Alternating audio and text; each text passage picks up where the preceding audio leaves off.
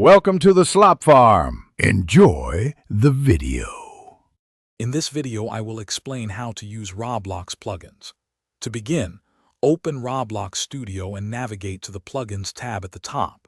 From there, you can click Manage Plugins to see what you already have, or head to the toolbox and select the plugins category to browse new ones. Remember to always review a plugin's ratings and creator before adding it to your studio.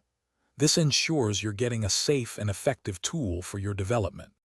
Once you've found a plugin you want, simply click the Install button on its Marketplace page. After installation, it will usually appear in your studio's Plugins tab. If you don't see it immediately, restart Studio. To manage your installed plugins, go to the Plugins tab and click Manage Plugins. Here, you can easily enable or disable any plugin with a single click, giving you full control over your studio environment.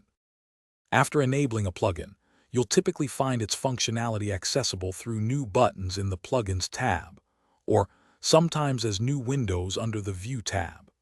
For example, a building plugin might add tools to precisely align objects, while an animation plugin could provide a dedicated timeline for character movements. Take some time to explore each plugin's interface and features to understand how it can enhance your game development process. To ensure a smooth experience, always keep your plugins updated. You can usually check for updates through the Manage Plugins window. If a plugin starts causing unexpected behavior, the first step is to disable it and see if the issue resolves. If not, consider reinstalling it.